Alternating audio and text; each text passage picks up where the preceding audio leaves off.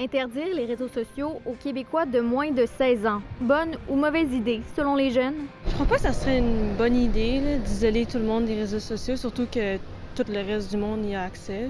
Je trouve qu'en ce moment, les réseaux sociaux ont plus de négatifs que de positifs. Fait que ça pourrait être bien, mais après, il faut qu'ils réussissent à le mettre en place. C'est la grande question. Des États américains comme l'Utah et la Floride ont déjà limité l'accès aux réseaux sociaux pour les mineurs, en obligeant notamment le consentement parental, mais les difficultés sont multiples. Techniquement, c'est pas faisable.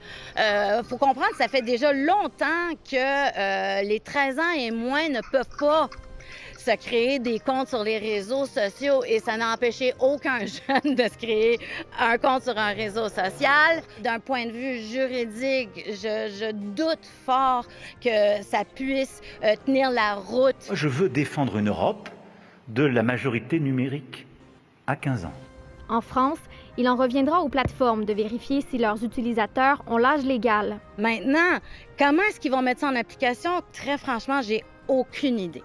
Je ne vois pas les cartes d'identité chez des mineurs.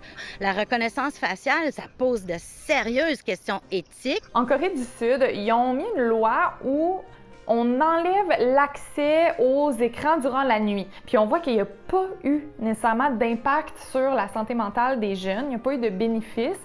Cette experte doute des impacts de la majorité numérique au Québec. Les problèmes, par exemple, de cyberintimidation, peut-être qu'ils auront plus lieu sur Snapchat, mais ils vont peut-être avoir lieu quand même par texto, par WhatsApp, sur le Teams de l'école. C'est pour ça que pour moi, les solutions, ils se situent plus dans l'éducation. Emmanuel Parent sera à Saint-Hyacinthe samedi pour donner son point de vue sur la proposition des jeunes caquistes qui sera débattue au Conseil général de leur parti.